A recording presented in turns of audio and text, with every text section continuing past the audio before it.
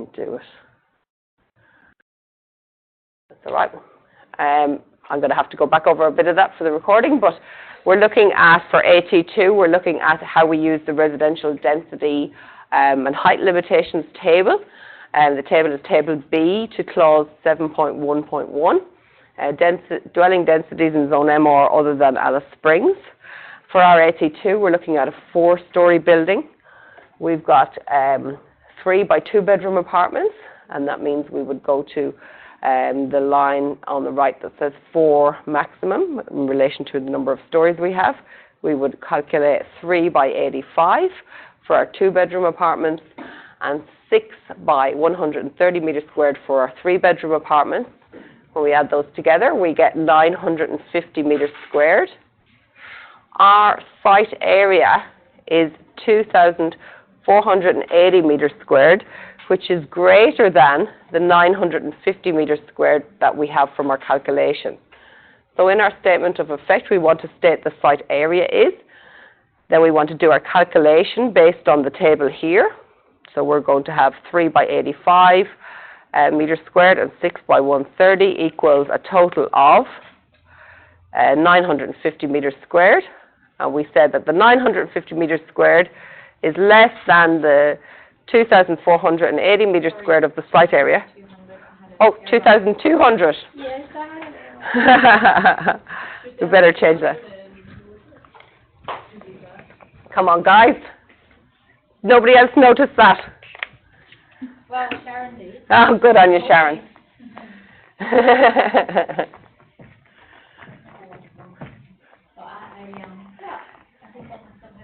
So we have a site area of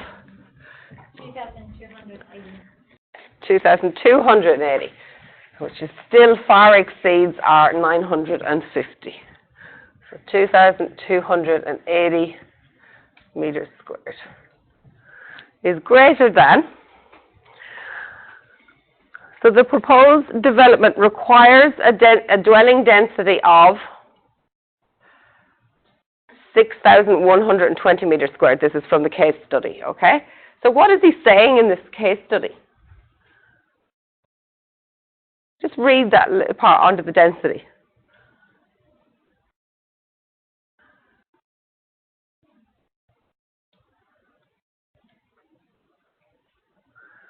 So he's given a dwelling density. What does this figure mean? That's basically my question. What's the 6,120 meters squared? The actual, it's the minimum space that they need, correct, Sahar? Thank you. So that when they did that what we said when we worked it out was the minimum space we need is the 950 square meters. When he worked it out, the minimum space he needs to have all these 72 by 2 bedroom multiple dwellings is 6,120. And his site area is 6,180. He's got a whole 60 meters to spare. Pretty tight, very dense development, but compliant. Okay? Very compliant with the planning scheme. So I'm quite sure when they were doing this development, they purposely looked for a site that was that area before they did the planning for this, or else they got the site and they said, what is the maximum number of apartments we can actually fit on this site?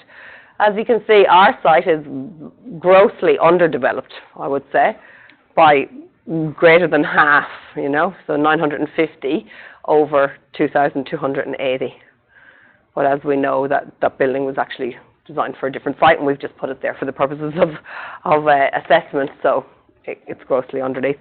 But as Brigitte said earlier, and I'm glad to hear her saying it, she's used that to her advantage in her statement of effect, because she's very much highlighting to the planner what the advantages of that are. And what are the advantages of having all that extra area on your site? Private open space is not a problem. Extra shading, more options. Why is there extra shading? Well, if you want to plant trees. Landscaping, yeah. So landscaping and foliage. And we're only required to have the 15% for landscaping. And I always mix up landscaping and communal open space, so correct me if I get those through the wrong way around. So 15% for landscaping. We've way over, you know, so it's very easy for you to do the calculation. Well, what percentage of the site are you actually landscaping? Sorry? Open space is 15 and landscaping is 30. Landscaping is 30, sorry, I put those two the wrong way around. So landscaping is 30%. So, you know, you can do a calculation because on your site, and you could say that, I don't know what it is when we do the calculation, but you could say, we've actually landscaped 50% of the site, you know, and you're making that your positive presentation in your statement of effect. You're really highlighting the fact that you've got that extra space and that your density is very low on this site. So you definitely want to be explaining that if that is the case. Could they say, like, that it is underdeveloped? Underutilized, that there is a possibility that it can go that way. It doesn't. Not generally. It doesn't really say that. It's just an option, but I'm just thinking that there's a little land available. Maybe they want it to be developed a bit more. There's certainly a balance that's always tried to be had with planning, especially in what they will call like the commercial zones around, you know, around Casuarina, around Darwin CBD, around Palmerston, and even more so, like even they're starting to do the smaller areas like Prap, Coolalinga. You know, they want density close to the shops, close to the activities, and that's to promote customers to have those facilities. So, you know, we've seen a lot of our suburb shops close because we've got all these single lots all around. There isn't the amount of people in that area to warrant, you know, a shop and a butcher's and a hairdresser's. So we've seen those sort of types of business close. So the planning scheme does look at actually densifying some areas to where they want that to happen. But I would still certainly, when I'm addressing landscaping, I'm just talking about this clause. I'm just saying that I haven't provided you the 30%. Actually, I've provided you 50% landscaping. That's a good point for that clause. Is it reasonable for builder? Sorry? Is it reasonable for builder that half of his land goes to? Fantastic question, and the answer is no. It's not really reasonable. Builders, usually developers, they really do want to maximize what they call land value. So obviously, if you buy this site, let's say for ease of calculation, you buy it for $1 million, you know, you put, how many apartments do we have? 9 apartments on it. Let's say we put 10 apartments on it, you know. So the land value for each of those apartments, $1 million divided by 10, to write my figures down. So we move our decimal point, and now we've got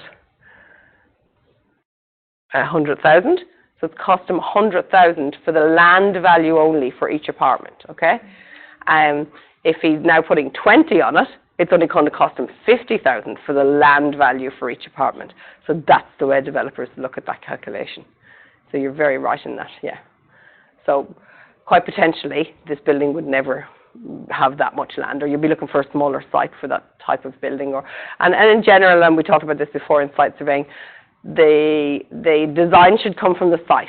We shouldn't just take a design and pop it onto a site, you know, which is the wrong way for assessment, that we've done that. But in general terms, you have the site first, and then you design the building for the site. So you might even, before you start even doing your concept design, you might even do this calculation. You know, you might go back and say, well, what's the minimum amount of space I have to give over to particular functions, communal space, landscaping, and density on my site? And that absolutely, I can tell you now that property developers are all over these clauses, and they will have all of that worked out before they ever come to you. But they totally expect you to be on top of it when you're doing the concept design, the early design, because they want to know how many apartments can I get on this site.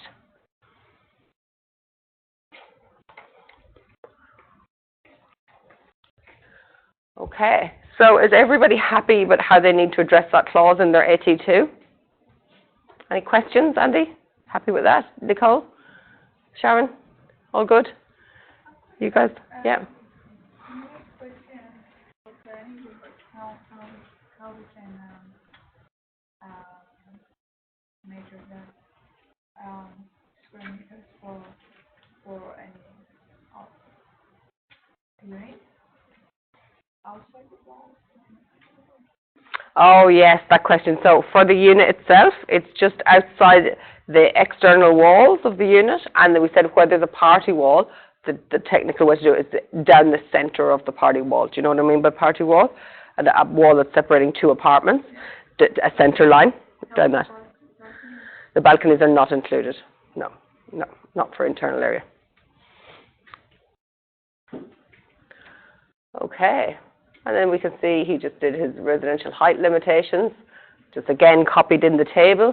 You don't have to do that, you can make your own tables, whichever way you want to do. Yeah. With the, because we need to do that calculation for coverage. Yeah. But do we have to do that calculation for each unit? No, the unit areas I think we're referring to here is for this. But we don't really need the unit areas then in particular. What we need is site coverage. I remember who said that we would take the slab area of the ground floor. So you don't really need to get the apartment areas. Well, yes, you should have a schedule on the site. We always put room area schedules, we put apartment area schedules, put the overall building area. Areas are really important for planning, and we always just put a tables on the side of our drawings to show those areas. So yeah, you're right in that respect. And that's in Revit, it's quite simple because we're going to just do our areas in Revit. As long as we make our trace line correct, we'll have the correct areas and we can generate a schedule out of that.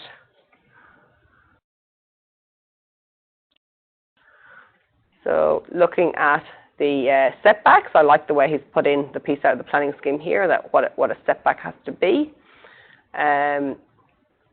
Talking about setbacks to the different streets, I like a good table here. You know, what is the minimum setback required? What have you provided in a table? It's the simplest way. This is a lot of writing to express what could easily be done in a table. We talked about this before. And so he's obviously had to address, because he's got different distance between residential buildings on one site. We don't have that, but it certainly was an element of this one. Private open space. So for the purpose of this clause, to ensure that each dwelling has a private open space, the application proposes private open space areas at first floor with minimal dimensions. Looks like they're balconies for each unit. The proposed private areas are adequate of size to provide for domestic purposes. Almost complies. I think that's hilarious. It either complies or it doesn't comply. So, you know, if you're 1 millimeter under, just please write non-compliant. It is not an almost complies. That's hilarious. I've never seen that before. Have you used it or? Almost complies? No. But at the same time, look at it, like how little it's missing. It's missing 50 mil. Yeah. So do you say that the dimension of the balcony is 50 mil short? I'm not quite sure that the residents of those apartments are ever going to notice that 50 mil. It's like almost. But it doesn't comply. It is strictly speaking, it's a non-compliant. 50. Oh, sorry, 50. Yeah, 50 mil. This much. Like that. So, you know, the handrail itself takes up that sort of space, you know. But, however, it's non-compliance. And, you know, if you think that that's important or not so important in the planning scheme, where did you come to the NCC building regulations? You have to be compliant. There is no choice in it. At least here you can seek a waiver and there is choice in it. But when it's the NCC and building permit, you can't be 50 mil short. Yeah. For some things, only for like the deemed to satisfy. Well, all of the NCC has deemed to satisfy provisions, but you have to satisfy them. You have to be spot on. There's no 50 mil. There's no, yeah. It's like saying no, you know. When you're going up the stairs, I'm just going to knock 50 mil off that top thread there on the stairs, and nobody's ever going to trip over on it. And you know, it's only 50 mil. We don't say that. We never say it's only 50 mil. 50 mils are important all over the place. So. Yeah, I love this almost complies. So landscaping, and so see the way the last line here said the proposal designates 39% for landscaping throughout the site. This is what I'm saying to you. It's, yes, you can say we have so much area of landscaping, the area of landscaping over the area of the site, but you need to work out your percentages, and I always do that final bit and work out what actually is my percentage of landscaping. When I put, you know, I don't know what the figures are. Has anybody worked out what their landscaping figure is? So when you put let's say it's, I'm going to say it's 1,500 square meters, and you're simply going to put that over the 2280, which is the site area.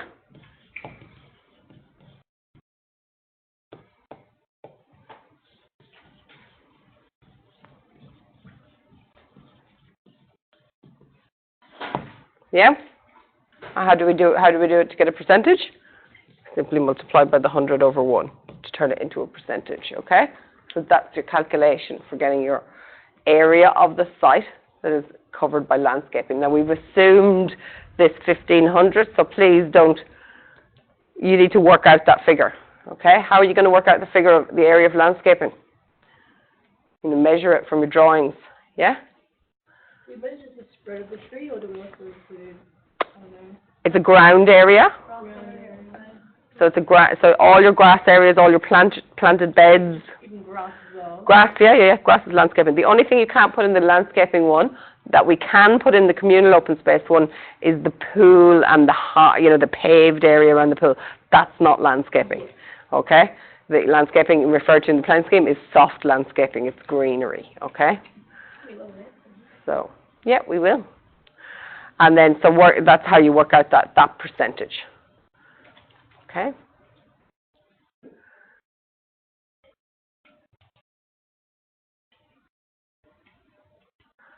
I don't see the communal space calculation, do you? What's the clause number for the communal one?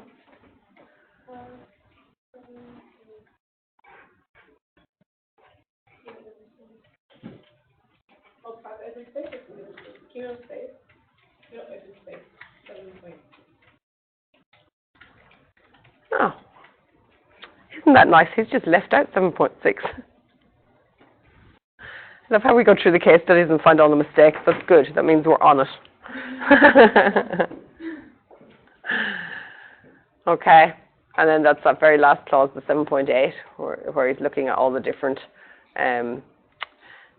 parts of 7.8, A, B, C, D, E. I said for the purposes of assessment, I wanted you to put in a couple of lines under each one. A lot of times in industry, all of this clause will be addressed in just a simple paragraph like this.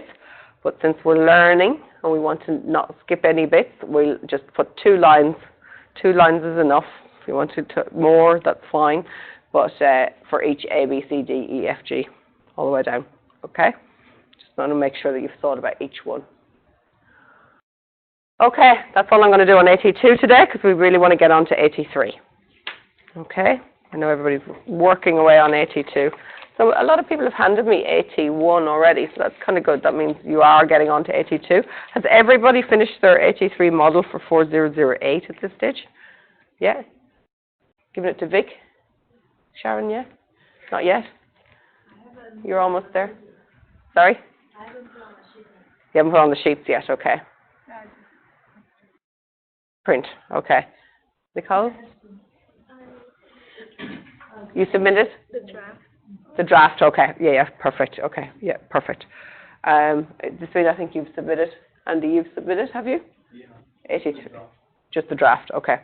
Fantastic, okay, which means that we all have a set of drawings to begin AT3 for planning on, which is important, okay? So obviously, you do know that model is now going to be split in 2, basically. Sorry? Well, what's going to happen is you're going to have the model that you're still working on for 4008, okay? And you're going to save that under the job number 4008. And today we're going to take a copy of that model in its current state and we're going to bring it into 4010 and start preparing our planning application on it. I wouldn't do that until I had all my sheets set up. Okay? Because obviously you're going to have to do it twice if you split it now and you haven't got sheets set up in the drawing. So it's important to get to that stage where you've got your sheets set up and then you can bring it across. Okay? Because really we need that concept design as a basis for our planning application. I don't want to see anyone doing work twice, okay? So get the model to the stage you need it to be in and then copy it across into your planning. Maybe for planning, obviously you've still got work to do on AT2, complete that first and do 4008, AT3 and then begin 410 for AT3. okay? Because once you split a model or once you copy a drawing, you have to do the work twice if you did it for 2 separate projects, okay? Is that clear to everyone? Know why I'm saying all that? Yeah, okay. Righto, we're going to go now to, actually I'm just going to stop that.